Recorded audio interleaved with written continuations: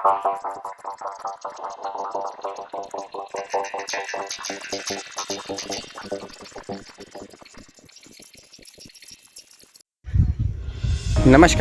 मैं कुमार राव, आप देख रहे हैं स्टार मिथिला। अभी मैं चंदेश्वर स्थान रेलवे स्टेशन के पास हूँ, जहाँ की तस्वीर आपको स्क्रीन पर दिखाई दे रही है। ये चंदेश्वर स्थान महादेव मंदिर से करीब 1 किलोमीटर की दूरी पर अवस्थित है। ये रेलवे स्टेशन, मान्यता है चंदेश्वर स्थान महादेव मंदिर की, जो दरभंगा महाराज इसकी स्थापना किए थे। पहले ये जगह जहाँ अभी ये मंदिर है, जो अभी एक चौक का रूप ले लिया है, एक भव्य स्थान का रूप ले लिया है, यहाँ अब ट्रेन की गूंज कुछ समय के बाद सुनाई देने वाली है, बड़ी गेज की ट्रेन खास करके। इस जगह की, जो यहाँ पर पहले जंगल हुआ करती थी, इस जगह पर काफ़ी ज़्यादा जंगल था पहले। इसी जंगल के रास्ते एक यात्री सफ़र कर रहे थे, किसी ओर जा रहे थे।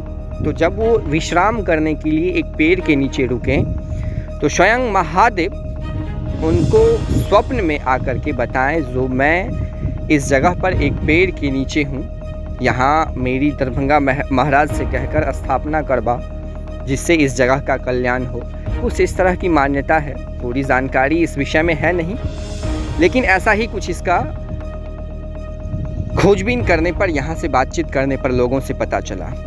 काफ़ी अच्छी दर्शनीय स्थान है। वैसे तो अगर देखा जाए तो मिथिला के कण कण में भगवान बसे हुए हैं। हर एक कोनों, हर एक चौराहों पर आपको भगवान मिलेंगे, और शायद मिथिला की संस्कृति इसीलिए आज भी जीवित है, जिसको कुछ लोग ख़त्म करना चाहते हैं।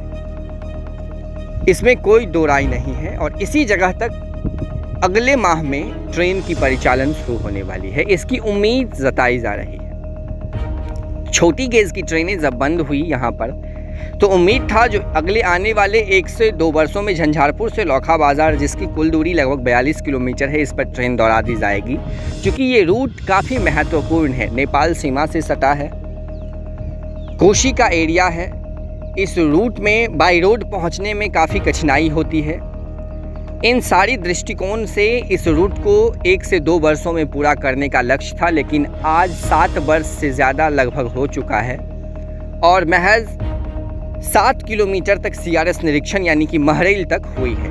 महरैल से आगे लगभग 11वें किलोमीटर पर ये चंदेश्वर स्थान रेलवे स्टेशन अवस्थित है, और उम्मीद है जो अगले माह यहाँ तक रेल इंजन की खास करके परिचालन ट्रायल शुरू कर दी जाएगी। उसके बाद फिर मालगाड़ियों का आना जाना लगेगा, फिर इससे आगे अगले स्टेशन तक कार्य शुरू की जाएगी। इसके लिए कार्य की गति काफ़ी तेज़ है। बीच में महरैल और चंदेश्वर स्थान के बीच में एक मेजर ब्रिज था, जिसकी तस्वीर हम आज से आपको 2 दिन पहले दिखाए थे।